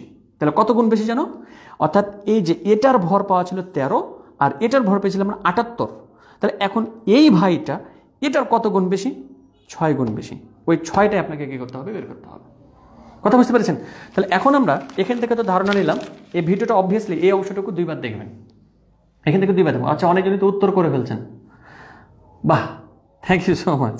তাহলে এখন আমরা এই যে এন এর মানটা বের করবো। তো এন এর মানটা বের করার জন্য তাহলে আমরা কি বের করবো, ওই যে অর্থাৎ আণবিক ভরটাকে দিয়ে, কার আণবিক ভর এটা, এটা হচ্ছে যে কি আণবিক ভর যেটা আমার প্রশ্নতে দেওয়া থাকবে, আর স্থূল সংকেতের ভর। এবার আণবিক ভর আমার প্রশ্নতে দেওয়া ছিল কত জানো, 78, আর স্থূল সংকেতের আমরা ভর পেলাম কত জানো, 13। তাহলে যে 78কে 13 দিয়ে ভাগ হলে কত পাবো, আমরা 6 পাবো। এবার আপনি 6 কি করতে পারবেন, ওই যে C6 and H6, তাহলে C6 and H6 যেটা হলো সেটাই হচ্ছে যে কি ওটার আণবিক সংকেত। আর C6 H6 যখন আপনি দিয়ে দিতে পারবেন তখন আপনি তার আণবিক সংকেতের যদি মানটা বের করেন তাহলে আপনি দেখতে পাবেন যে 78ই চলে আসবে, আর যেটা প্রশ্নের উদ্দীপকের সাথে কি হয়ে যাচ্ছে, মিলে যাচ্ছে। ওকে, তাহলে এই অংশটুকু থেকে আপনারা অবভিয়াসলি 2 বার ভিডিওটুকু দেখার চেষ্টা করবেন, তাহলে আপনাদের মাথায় যে প্রশ্নগুলো আসে সেই প্রশ্নগুলো কমপ্লিটলি ক্লিয়ার করতে পারবেন। তারপরে যদি কোনো সমস্যা থাকে তাহলে তো আপনারা তো জুমে আসবেন এবং ওখানে তো সমাধান করবেন। দেখেন, রাসায়নিক বিক্রিয়া এবং রাসায়নিক সমীকরণ, রাসায়নিক বিক্রিয়া এবং রাসায়নিক সমীকরণ সম্পর্কে আপনাদেরকে কিছু বলতে হবে বলে আমি মনে করি না। তখন পঞ্চম অধ্যায়ে আপনাদের সাথে আমার প্রায় 1 ঘন্টার ক্লাস হয়েছে যে রাসায়নিক বিক্রিয়া কীভাবে করতে হয়। তো তারপরও যেহেতু এই সম্পর্কে 6ষ্ঠ অধ্যায়ে কিছু আলোচনা আছে, তারপর একটু বলি। তো ক্যালসিয়াম অক্সাইড জাতীয় উদাহরণ আমাদের, প্লাস হচ্ছে কার্বন ডাইঅক্সাইড। তো এই দুটো বিক্রিয়া করে ক্যালসিয়াম কার্বনেট উৎপন্ন করে, তাই না? জাতীয় উদাহরণ, খুব ভালো লাগে আমাদের এই উদাহরণটাকে। তো বাম পাশে যে বিক্রিয়কগুলো, বাম পাশে যেগুলো থাকে সেগুলোকে বলা হয় বিক্রিয়ক, আর ডান পাশে যেটা থাকবে সেটা হচ্ছে উৎপাদ। বাম পাশে যেগুলো থাকে সেগুলো হচ্ছে বিক্রিয়ক, আর এটা হচ্ছে কি উৎপাদ। বিক্রিয়ক যদি একাধিক হয় তাহলে একটা বিক্রিয়ক অ্যান্ড আরেকটা বিক্রিয়ক লেখার পরে তাদের মাঝে প্লাস সাইন দিতে হয়। উৎপাদে যদি একাধিক হয় তাহলে তাদের একটা লেখার পরে প্লাস দিয়ে আরেকটা লিখতে হয়। বিক্রিয়ক এবং উৎপাদের মাঝে আপনাকে তীর চিহ্ন দিয়ে কী করতে হবে, একটা সংকেত দিয়ে বোঝাতে হবে যে এই পাশের অংশটুকু হচ্ছে বিক্রিয়ক আর এই পাশের অংশটুকু হচ্ছে উৎপাদ। তবে এখানে মোস্ট ইম্পর্টেন্ট একটা কথা এটাই থাকে যে বিক্রিয়ক এবং উৎপাদের মধ্যে কি কি উৎপাদ গঠন হচ্ছে সেটাকে কিন্তু আপনাকে ছোট করে উল্লেখ করতে হবে। যেমন ক্যালসিয়াম অক্সাইড, এটা হচ্ছে একটা কঠিন পদার্থ। কার্বন ডাইঅক্সাইড, এটা হচ্ছে একটা গ্যাসীয় পদার্থ। ক্যালসিয়াম কার্বনেট, এটা হচ্ছে একটা কঠিন পদার্থ। তো সেক্ষেত্রে যদি পদার্থটি কঠিন হয় তাহলে আমাকে ব্যবহার করতে হবে এস, মানে সলিড। তারপরে যদি আমাদের পদার্থটি হয় তরল তাহলে আমাকে ব্যবহার করতে হবে এল, লিকুইড। তারপরে যদি আমাদের পদার্থটি হয় গ্যাসীয় তাহলে আমাদেরকে ব্যবহার করতে হবে ছোট হাতের জি। আর যদি পদার্থটি পানির সাথে মিশ্রিত অবস্থায় থাকে, পদার্থটি যদি পানিতে দ্রবীভূত অবস্থায় থাকে বা পানি তার মধ্যে থাকে, তাহলে আমি লিখে দিচ্ছি পানিতে দ্রবীভূত। পানিতে যদি দ্রবীভূত অবস্থায় থাকে তাহলে লিখে দিতে হবে এ কিউ, অর্থাৎ অ্যাকুয়াস, অর্থাৎ সলিউশনটা হচ্ছে যে কি পানির সাথে দ্রবীভূত অবস্থায় আছে। এ কিউ মানে হচ্ছে অ্যাকুয়াস, আর অ্যাকুয়াস হচ্ছে যে কি পানির সাথে দ্রবীভূত অবস্থা বোঝানো হয়ে থাকে। এবার আপনি দেখেন, আপনি এখন এই বিক্রিয়াটাকে এভাবে যখন লিখবেন তখন টিচার কিন্তু একটু অবভিয়াসলি আপনার উপর মন খারাপ করবে যে তুমি ক্লাস 10-এ পড়ো, বাট তুমি এখানে লেখো নাই যে কি এটা আসলে সলিড নাকি লিকুইড নাকি গ্যাস। তো এটা আমাদেরকে লিখে দেখাতে হবে টিচারদেরকে। যখনই আমি একটা বিক্রিয়া করব তখন যে ক্যালসিয়াম অক্সাইড, এটা যে একটা সলিড, তাহলে যে এস লিখে দিলাম ছোট্ট করে নিচের দিকে। তারপরে যে প্লাস কার্বন ডাইঅক্সাইড হচ্ছে একটা গ্যাসীয়, তাহলে যে CO2, তাহলে এটা জি লিখবো আমরা নিচের দিকে ছোট করে। তারপরে ক্যালসিয়াম কার্বনেট, তাহলে ক্যালসিয়াম কার্বনেট লিখলাম, প্লাস হচ্ছে যে কি আমাদের এখানে লিখতে হবে যেহেতু এটা সলিড, দ্যাট মিনস এস। তো এভাবে কমপ্লিট করতে হবে। আর একটা কথা মনে রাখতে হবে, HCl হাইড্রোক্লোরিক অ্যাসিড, এই হাইড্রোক্লোরিক অ্যাসিডের এখানে যখন আপনি পাশে লিখে রাখবেন AQ, মানে হাইড্রোক্লোরিক অ্যাসিডটা পানিতে দ্রবীভূত অবস্থায় আছে। হাইড্রোক্লোরিক অ্যাসিডটা পানিতে দ্রবীভূত অবস্থায় আছে। AQ মানে হচ্ছে জলীয় দ্রবণ। যখনই AQ দেখবেন তখন আপনি চোখ বন্ধ করে বলে দিবেন যেটা হচ্ছে জলীয় দ্রবণ। তো জলীয় দ্রবণ অবভিয়াসলি AQ দ্বারা প্রকাশ করা হয়ে থাকে, এটুকুই আপনারা মনে রাখতে পারবেন। রাসায়নিক বিক্রিয়া এবং রাসায়নিক সমীকরণ থেকে এটুকুই আপনাদের জানার ছিল। আচ্ছা, এবার মোস্ট ইম্পর্টেন্ট টপিক, যেটা থেকে ছেলে মেয়েদের মাথা ঘামা শুরু হয়, যে রাসায়নিক বিক্রিয়ার সমতাকরণ কীভাবে করতে হয়। একদম মাথাটা ক্লিন করে ভিডিওটা দেখেন, মানে রাসায়নিক বিক্রিয়ার সমতাকরণ কীভাবে করতে হয় লক্ষ্য রাখেন। মানে এটা নিয়ে কিন্তু অনেক দ্বিধাদ্বন্দ্ব আছে ছেলে মেয়েদের মাঝে, যেটা একটা রাসায়নিক বিক্রিয়া। এবার এই রাসায়নিক বিক্রিয়াকে আপনাকে সমতাকরণ করতে হবে। তো সমতাকরণ করার ক্ষেত্রে প্রথমত নজর রাখবেন বাম দিকে যে কোনো একটাকে চুজ করেন। ম্যাগনেসিয়াম বাম দিকে যেগুলো আছে সেগুলো হচ্ছে বিক্রিয়ক, ডান পাশে আছে উৎপাদ। তো বিক্রিয়কে ম্যাগনেসিয়াম কতটি আছে? একটি। উৎপাদে ম্যাগনেসিয়াম কতটি আছে? একটি। মাথা ব্যথা নাই, এটা নিয়ে আর মাথা ঘামানোর কোনো প্রয়োজন নাই। এরপর আরেকটা কাছে চলে যান, মানে ম্যাগনেসিয়াম ঠিক আছে, নো প্রবলেম, বাস শেষ। হাইড্রোজেন কতটি আছে? একটি। বাট এ পাশে আমি দেখতে পাচ্ছি হাইড্রোজেন আছে কতটি? দুইটি। চোখ বন্ধ করে আপনি এখানে 2 দিয়ে দিন, এখানে দিতে হবে, নট আবার এখানে। এখানে যখন 2 দিয়েছেন, হাইড্রোজেন 2টা হয়েছে, হাইড্রোজেন 2টা মিলে গেল। বাট এই 2 কিন্তু ক্লোরিনকেও 2 বানিয়ে ফেলেছে, অর্থাৎ ক্লোরিন কয়টা হয়ে গেছে? এ পাশে আবার 2টা হয়ে গেছে। এবার ডান পাশে ক্লোরিন কয়টা আছে দেখেন তো, ডান পাশে আছে ক্লোরিন 2টা। দ্যাট মিনস রাসায়নিক বিক্রিয়া সমতাকরণ শেষ। এবার একটু লক্ষ্য রাখেন, আপনারা এখানে মনে করেন ডিফারেন্টভাবে কী করতে পারেন, এখানে রাসায়নিক বিক্রিয়াটাকে সমতাকরণ করতে পারেন। যেমন আমি আপনাকে ছোট্ট একটা বিক্রিয়া দেখাই, তাহলে আপনারা এখান থেকে ভুল ভ্রান্তি ধারণাগুলো ক্লিয়ার করতে পারবেন। যেমন দেখেন, আমি জাস্ট বোঝানোর খাতিরে এটা ব্যবহার করব, যদিও বা এটা সঠিক নয়, জাস্ট আপনাদের বোঝানোর খাতিরে। যেমন হচ্ছে যে সোডিয়াম প্লাস হচ্ছে যে কি আপনার ক্লোরিন, তাহলে এখানে NaCl সোডিয়াম ক্লোরাইড থাকবে, তাই তো? এবার একটু লক্ষ্য রাখেন, এ পাশে সোডিয়াম কতটি আছে? একটি। ও পাশে কতটি আছে? একটি। মাথা ব্যথা নাই আমাদের। ক্লোরিন কতটি আছে? ক্লোরিন আছে আমাদের এখানে 2টি, বাট ও পাশে ক্লোরিন আছে কতটি? একটি। তাহলে চোখ বন্ধ করে এখানে কি দিয়ে দেন? 2 দিয়ে দেন। তাহলে ক্লোরিন কয়টা হয়ে গেল? 2টা। বাট ক্লোরিনকে 2টা বানাতে গিয়ে সোডিয়াম আবার 2টা হয়ে গেছে। এ পাশে সোডিয়াম কয়টা আছে? একটা। এ পাশে এবার সোডিয়ামকে কয়টা বানিয়ে দেন? 2টা বানিয়ে দেন। অর্থাৎ এই বিক্রিয়া থেকে এই হিসাব নিতে হয় যে 2 মোল সোডিয়াম, এটা স্পেশালি যত থাকে তত মোল, 2 মোল সোডিয়াম 1 মোল ক্লোরিনের সাথে বিক্রিয়া করতে পারে। 2 মোল সোডিয়াম, এগুলো রাসায়নিক বিক্রিয়া আপনাদেরকে ষষ্ঠ অধ্যায়ে শিখেছি যে কত মোলের সাথে কত মোল বিক্রিয়া করতে পারে, বা কত গ্রামের সাথে কত গ্রাম, 1 গ্রাম থেকে কতটি অণু পাওয়া যায়, এটা সেটা অনেক কিছু শেখানো হয়েছে আপনাদের। তো দেখেন, 2 মোল সোডিয়ামের সাথে 1 মোল ক্লোরিন বিক্রিয়া করে 2 মোল সোডিয়াম ক্লোরাইড উৎপন্ন করে। বাট এখানে শুধুমাত্র যে 2 থাকবে সেটা কিন্তু কথা নয়। আপনি এখন এখানে এরকম করে বলতে পারতেন না যে স্যার এখানে আমি তো বলতে পারতাম যে 4 মোল সোডিয়াম নিলাম, আমি মনে করি স্যার, তাহলে 4 মোল যদি আমি সোডিয়াম নিই, তাহলে আমি এখানে 2 মোল কত লাগবে? এখানে 2 মোল সোডিয়ামের সাথে কিন্তু 1 মোল ক্লোরিন বিক্রিয়া করতে পারে। তাহলে এখন 4 মোলের সাথে কতটুকু বিক্রিয়া করবে? 2 মোল সোডিয়ামের সাথে যদি 1 মোল ক্লোরিন বিক্রিয়া করে, তাহলে 4 মোল সোডিয়ামের সাথে অবভিয়াসলি 2 মোল কি লাগবে? এখানে ক্লোরিন লাগবে। অ্যান্ড 2 মোল আর 1 মোল মিলিয়ে হয়েছিল কত যেন? 2 মোল। তাহলে 4 মোল আর 2 মোল মিলে কত পাবেন আপনি? এখানে 4 মোল সোডিয়াম ক্লোরাইড। এবার আপনি এখন বিক্রিয়াকে এ পাশে এবং ও পাশ কমপ্লিট করে দেখেন, সমান পেয়ে যাবেন। এ পাশে দেখেন সোডিয়াম কতটি আছে? 4টি। ও পাশে সোডিয়াম কতটি আছে? 4টি। এবার ক্লোরিন 2 দুগুণ কতটি আছে? 4টি। এই যে ক্লোরিন এখানে আছে কতটি? 4টি। সো আপনি এখানে যে 2 বসাবেন শুধুমাত্র, সেটা কোনো কথা নয়, সেটা কোনো ধরনের কথা নয়, বা এরকম কোনো আইপ্যাক নিয়ম নাই। আপনি এখানে 4 দিয়ে করেছেন কমপ্লিট, 8 দিয়ে যদি করতে পারতেন 8 দিয়ে করুন, 10, 12, 14, 16 আপনার যেটা ভালো লাগে। বাট জাস্ট বাম পক্ষ ডান পক্ষ যেন সমান থাকে, শুধুমাত্র সে কথাটাই খেয়াল রাখতে হবে। ওকে, এটা ছিল আমাদের রাসায়নিক বিক্রিয়ার সমতাকরণের প্রথম অংশ, যেটা খুবই সহজ একটা রাসায়নিক বিক্রিয়া। তো একটু আমাদেরকে কঠিনের ধাপে যেতে হবে, তো কঠিন ধাপগুলো আস্তে আস্তে ক্লিয়ার করে ফেলতে পারবেন। দেখেন, এবার আমার মনে করেন যে আপনাকে রাসায়নিক বিক্রিয়া যেটা দিল সেটা একটু বড়, অর্থাৎ এইরকম করে দেওয়া আছে, এই যে একটা বড় রাসায়নিক বিক্রিয়া দিয়ে দিচ্ছে। তো এটাকে আপনি কীভাবে সমতাকরণ করবেন? একই রকম, বাম পাশের আগে সোডিয়ামকে ধরেন। সোডিয়াম তুমি কয়টা আছো? 2টা। আচ্ছা, ডান পাশে চলে যাই আমরা। ডান পাশে সোডিয়াম কতটি আছে? 1টি আছে। তাহলে এখন চোখ বন্ধ করে আগে সোডিয়ামকে কয়টা বানিয়ে দেন? 2টা বানিয়ে দেন। এবার সোডিয়ামকে 2টা বানাতে গিয়ে ক্লোরিন আবার কয়টা হয়ে গেছে? 2টা হয়ে গেছে। তাহলে ক্লোরিন যে 2টা হলো, তাহলে বাম পাশে আমাকে ক্লোরিন কয়টা বানাতে হবে? 2টা বানাতে হবে। তাহলে বাম পাশে ক্লোরিন আছে কতটি? 1টি আছে দেখতে পাচ্ছি। বাট এই বাম পাশে ক্লোরিনকে আমি কত বানিয়ে দেবো? 2 বানিয়ে দিলাম। আবার ক্লোরিনকে 2টা বানাতে গিয়ে আবার হাইড্রোজেন এখানে কয়টা হয়ে গেছে? 2টা হয়ে গেছে। তাহলে ওই পাশে আবার হাইড্রোজেন 2টা আছে কিনা সেটা দেখতে হবে। হাইড্রোজেন 2টা ঠিকই আছে, বাস।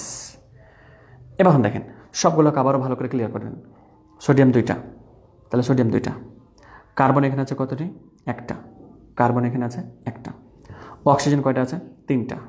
তাহলে উৎপাদের ক্ষেত্রে অক্সিজেন এখানে 1টা, এখানে 2টা, 3টা। হাইড্রোজেন কয়টা আছে? 2টা। হাইড্রোজেন আছে 2টা। ক্লোরিন কয়টা আছে? 2টা। ক্লোরিন আছে 2টা। বাস, হয়ে গেল, আর কিছু করা লাগবে না। ওকে, আচ্ছা, মানে যেটা আসলেই নাই তাকে আমাকে তত বানাতে হবে, এটাই আপনাকে প্রথমত মাথায় সিদ্ধান্ত নিয়ে নিতে হবে। ওকে, আচ্ছা, এরপরে আরও একটা রাসায়নিক বিক্রিয়া সমতাকরণ, বাট এই রাসায়নিক বিক্রিয়া সমতাকরণটা আপনাদের মাধ্যমে করাতে চাই। দেখি আপনারা কে কে করতে পারেন এটা। এই যেটা, এই রাসায়নিক বিক্রিয়াটাকে আপনারা কে কে সমতাকরণ করতে পারেন, এটাই আপনাদেরকে দেখার বিষয়। দেখি আমার কোন স্টুডেন্ট এটা করতে পারে।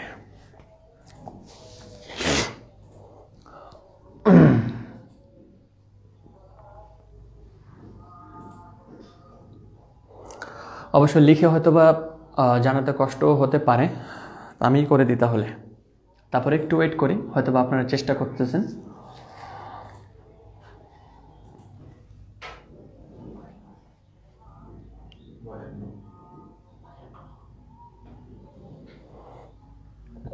ওকে, যাই হোক, হয়তো বা এটা আপনাদের ভাবতে হবে, তো আমি একটু করে দিই। অ্যালুমিনিয়াম এই পাশে কতটি রয়েছে? 2টা। বাট এ পাশে অ্যালুমিনিয়াম কয়টা রয়েছে? 1টা। তাহলে অ্যালুমিনিয়ামকে কয়টা বানিয়ে দেবো আমরা? 2টা বানিয়ে দেবো। বাট অ্যালুমিনিয়ামকে 2টা বানাতে গিয়ে আবার ক্লোরিন কয়টা হয়ে গেছে দেখেন? 3 দুগুণ কতটি? 6টি। আবার এটার সাথে গুণ হয়, কিন্তু মনে রাখবেন নিচের যে সংখ্যা থাকে নিচের সংখ্যাটার সাথে গুণ হয়। 3 দুগুণ কতটি? 6টি। তাহলে ক্লোরিন যেহেতু 6টি হয়ে গেছে, এখন বাম পাশে চলে আসতে হবে। ক্লোরিন তুমি কয়টা রয়েছে? ক্লোরিন ভাই আমি তো 1টাই রয়েছি। তোকে ডান দিকে দেখতে পাচ্ছি 6টাতে, এবার বাম দিকে এখানে একটা হবে 6টা। এবার ক্লোরিনকে 6টা বানাতে এবার হাইড্রোজেন কয়টা হয়ে গেছে? 6টা হয়ে গেছে। এবার ডান পাশে চলে যান আপনি। এবার এই হাইড্রোজেন তুমি কয়টা আছো? 2টা। এখন তাহলে আমাকে কী করতে হবে? এখানে 3 যদি নিয়ে নেন, তাহলে যে 3 দুগুণ কয়টা হয়ে গেল? হাইড্রোজেন 6টা হয়ে গেল। বাট হাইড্রোজেনকে 6টা বানাতে গিয়ে আবার 3টা কী হয়ে গেছে? অক্সিজেন হয়ে গেছে। এবার বাম দিকে চলে আসেন আপনি, 3টা অক্সিজেন আছে কিনা? নাই। এই যে 3টা অক্সিজেন ঠিকই আছে, দ্যাট মিনস কমপ্লিট। ওকে, এভাবে এটা আমাদেরকে রাসায়নিক বিক্রিয়া কমপ্লিট করতে হবে। তো মোট কথা এইভাবে রাসায়নিক বিক্রিয়া প্রত্যেকটাকে কমপ্লিট করতে হয়। আপনি যে কোনো রাসায়নিক বিক্রিয়াতে যাবেন আপনাদের এসএসসি লেভেল পর্যন্ত, নট এইচএসসি। তা এখন এইচএসসি লেভেলের রাসায়নিক বিক্রিয়া আরও বড় বড় এবং ওখানে বেশ কিছু আরও নিয়ম রয়েছে। সো সেক্ষেত্রে আমরা ওই নিয়মটা এখানে অ্যাপ্লাই করব না। আমরা জাস্ট এসএসসি লেভেলের জন্য যতটুকু জানা প্রয়োজন তার চেয়ে তো বেশি কিছু আপনাদেরকে জানিয়ে রাখলাম। অ্যান্ড এবার ফাইনাল পার্ট এই অধ্যায়, সেটা হচ্ছে লিমিটিং বিক্রিয়ক। অনেক স্টুডেন্টের মাথা ব্যথার শেষ নেই এই লিমিটিং বিক্রিয়ককে নিয়ে, যে লিমিটিং বিক্রিয়কটা আসলে কী জিনিস। একদম সহজ শর্টকাটে শেখার চেষ্টা করেন। লিমিটিং বিক্রিয়ক নিয়ে ম্যাথমেটিক্যাল আলোচনা তো আমরা সৃজনশীলে দিব, বাট লিমিটিং বিক্রিয়কটা আসলে কাকে বলা হয়? রাসায়নিক বিক্রিয়া করার সময় যে বিক্রিয়কটা আগেই শেষ হয়ে যায় তাকে লিমিটিং বিক্রিয়ক বলা হয়। মাথার উপর দিয়ে চলে গেল, একটু লক্ষ্য রাখেন। আপনি আগে প্রথমত একটা সিদ্ধান্ত নেন এখান থেকে HCl, খুব ছোট্ট একটা উদাহরণ দিয়ে শেখেন তাহলে বুঝতে পারবেন। এখান থেকে আমরা কি বুঝতে পারি যে হাইড্রোজেন হচ্ছে যে কি 1 গ্রাম, আর ক্লোরিন হচ্ছে যে আমাদের 35.5 গ্রাম। লক্ষ্য রাখেন, অর্থাৎ 1 গ্রাম হাইড্রোজেন 35.5 গ্রাম ক্লোরিনের সাথে বিক্রিয়া করতে পারে। অপরভাবে এই কথাটাও বলবেন যে 35.5 গ্রাম ক্লোরিন 1 গ্রাম হাইড্রোজেনের সাথে বিক্রিয়া করতে পারে। অ্যান্ড এরা একদম ফিক্সড, একেবারে সৃষ্টিকর্তার পক্ষ থেকে ফিক্সড করে দেওয়া আছে, একদম ফিক্সড। আচ্ছা, হুজাইফা উত্তরটা দিয়েছিল একটু আগে, আরও বেশ কয়েকজন। হুজাইফারটা সুন্দর হয়েছে, সম্পূর্ণ উত্তরটা খুব সুন্দর করে লিখেছেন, থ্যাংক ইউ সো মাচ। ওকে, দেখেন তাহলে এখান থেকে আমরা কি বলছি, 1 গ্রাম হাইড্রোজেন 35.5 গ্রাম ক্লোরিনের সাথে বিক্রিয়া করতে পারবে, অথবা 35.5 গ্রাম ক্লোরিন 1 গ্রাম হাইড্রোজেনের সাথে বিক্রিয়া করতে পারবে। কিন্তু এটা ফিক্সড, এটা কিন্তু বেইমান নয়। মানে মনে করেন যে কিছু কিছু আমাদের সমাজে মানুষ দেখা যায় যে কি, তাকে মনে করেন যে একটা কম্বল নিতে বলা হলো, এবার সে লোভ করে 3টা কম্বল নিয়ে চলে আসে বাসায়। কিন্তু এই মৌলগুলো কিন্তু কি করে না, দুশ্মনী করে না, বা এরা কিন্তু 2 নম্বরই কাজ করে না। এদেরকে সৃষ্টিকর্তা যেটা ফিক্সড করে দিয়েছে না, এই তুমি 1 গ্রাম হাইড্রোজেন এত গ্রাম ক্লোরিনের সাথে মিশবা, আই ক্লোরিন তুমি এত গ্রাম সাথে মিশবা, একদম ফিক্সড, একদম দায়িত্ব পালন করার মতো করে মিশে এরা। কেউ কারোর সাথে কম মিশবে না, বেশি মিশবে না। যদি কম বেশি হয় তাহলে বলবে দরকার নাই, আমার সৃষ্টিকর্তা আমাকে যেটা বলেছে তুমি মিলো নাই, তাহলে আমি তোমার সাথে বিক্রি করতে পারবো না, যাও চলে। তো এক্ষেত্রে এখন একটা পাত্র নেন আপনি। এবার এই পাত্রের মধ্যে আপনি 2 গ্রাম হাইড্রোজেন নেন। কত গ্রাম? 2 গ্রাম হাইড্রোজেন নিয়েছেন একটা পাত্রতে, আর আপনি 35.5 গ্রাম ক্লোরিন নিয়েছেন। লক্ষ্য রাখেন, হাইড্রোজেন নিয়েছেন কত? 2 গ্রাম, আর ক্লোরিন নিয়েছেন কত? 35.5 গ্রাম। তাহলে এখানে 35.5 গ্রাম ক্লোরিন বলবে, আমি তো শুধুমাত্র 1 গ্রাম হাইড্রোজেনের সাথে মিশতে পারি, আমাকে 2 গ্রাম দিয়েছিস তোরা, ঠিক আছে ভালো কথা মানলাম, কিন্তু আমি তো লোভী না রে ভাই, আমি মাত্র কি করতে পারি, 1 গ্রামের সাথেই মিশতে পারি। তাহলে এখানে এই যে 35.5 গ্রাম ক্লোরিন এখান থেকে হাইড্রোজেনের 1 গ্রামের সাথে মিশে যাবে, তারপরে পাত্রতে 1 গ্রাম হাইড্রোজেন পড়ে থেকে যাবে, 1 গ্রাম হাইড্রোজেন পড়ে থেকে যাবে, কিছুই হবে না, মানে ক্লোরিনের সাথে মিশবে না, বরং সে আলাদাভাবে থেকে যাবে। তাহলে এখানের ক্ষেত্রে কে আগে শেষ হয়ে গেল? ক্লোরিন আগে শেষ হয়ে গেল, হাইড্রোজেন এখনো থেকে গেল। তাহলে একাধিক বিক্রিয়কের মধ্যে যে বিক্রিয়কটা আগেই শেষ হয়ে যায় সেই বিক্রিয়কটাকে লিমিটিং বিক্রিয়ক বলা হয়। তাহলে এক্ষেত্রে আগে আমাদের ক্লোরিন শেষ হয়ে যায়, হাইড্রোজেন থেকে যায়। দ্যাট মিনস আমি এখানের ক্ষেত্রে, এই বিক্রিয়াটার ক্ষেত্রে আমি ক্লোরিনকে বলতে পারবো তুমি হচ্ছে লিমিটিং বিক্রিয়ক, তখন তুমি আগে শেষ হয়ে গেছো। আচ্ছা, আমি তো একটু ডিফারেন্টভাবে ভাবতে পারতাম কথাটা। মানে কীভাবে ভাবতে পারতাম? আমি তো স্যার এইভাবে নিতে পারতাম, অর্থাৎ আমি স্যার মনে করেন যে 200 গ্রাম আপনার ক্লোরিন নিলাম আমি, আর আমি এখান থেকে আপনার স্যার এই 3 গ্রাম হাইড্রোজেন নিলাম। ওকে নেন, হিসাব করে নেন আপনি। অর্থাৎ আপনি এখানে 3 গ্রাম হাইড্রোজেন নিয়েছেন আর 200 গ্রাম ক্লোরিন নিয়েছেন। তাহলে 1 গ্রাম হাইড্রোজেন কতটুকুর সাথে মিশতে পারে? 1 গ্রাম হাইড্রোজেন মিশতে পারে 35.5-এর সাথে। তাহলে আপনি 3 গ্রাম যেহেতু নিয়েছেন, তাহলে 3 গ্রাম কতটুকুর সাথে মিশতে পারে সেটা গুণ করে ফেলেন। অর্থাৎ এই যে 35.5 গুণিত হচ্ছে 3, এখানে আপনার 106.5 গ্রামের সাথে মিশতে পারবে। এবার হাইড্রোজেন বলছে যে ভাইয়া ক্লোরিন তুমি তো এখন অনেক বেশি আছো, কিন্তু আমি তো 3 গ্রাম, আর 3 গ্রাম কিন্তু সৃষ্টিকর্তা আমাকে ফিক্সড করে রাখছে যে আমি 106.5 গ্রামের সাথে মিশতে পারবো, কিন্তু তুমি আছো 200 গ্রাম। তাহলে এবার আমাকে আগে শেষ হয়ে যেতে হচ্ছে, তুমি পাত্রতে আরও অনেক বাকি থেকে যাবা, তুমি পাত্রতে আরও বাকি থেকে যাবা। তো এক্ষেত্রে আগে কে শেষ হয়ে গেল? হাইড্রোজেন শেষ হয়ে গেল। তো এই পাত্রের ক্ষেত্রে হাইড্রোজেন যেহেতু আগে শেষ হয়ে গেল, তাহলে হাইড্রোজেন হচ্ছে যে লিমিটিং বিক্রিয়ক, এটা মনে রাখতে হবে। মানে আমি যে শুধুমাত্র একজনকে লিমিটিং বিক্রিয়ক বলতে পারবো সেটা কোনো ধরনেরই কথা নয়, বা এটা কোনো আপনার রসায়নের বইও লেখা নেই বা কোনো আইউপ্যাক সিস্টেমেও লেখা নেই। কথা বুঝতে পেরেছেন? মানে এই ধরনের অনেক ধরনের একটা কি ভ্রান্ত ধারণা থাকতে পারে ছেলেদের মাঝে যে একটা বিক্রিয়ক কি হতে পারে, লিমিটিং বিক্রিয়ক হতে পারে, বাট না, পরিমাণের উপর নির্ভর, পরিমাণের উপর নির্ভর। তাহলে এই পাত্রের ক্ষেত্রে ক্লোরিন হলো লিমিটিং বিক্রিয়ক, বাট এই পাত্রের ক্ষেত্রে আবার হাইড্রোজেন হয়ে গেল লিমিটিং বিক্রিয়ক। অর্থাৎ একাধিক বিক্রিয়কের মধ্যে যে বিক্রিয়কটি আগেই নিঃশেষ হয়ে যায় সেই বিক্রিয়কটাকে বলা হয় লিমিটিং বিক্রিয়ক। তো এই ছিল আমাদের 6ষ্ঠ অধ্যায়ের যাবতীয় যত কিছু আলোচনা। আর আগামী নেক্সট টাইমে আপনাদেরকে আলোচনা করব এই অধ্যায় থেকে যত ধরনের সৃজনশীল হয়ে থাকে সে সম্পর্কে। সে পর্যন্ত ভালো থাকবেন, সুস্থ থাকবেন, আর আপনারা এখন জুমে এসে আপনাদের যে প্রশ্নগুলো করার আছে সেগুলো করবেন। আসসালামু আলাইকুম ওয়া রাহমাতুল্লাহ।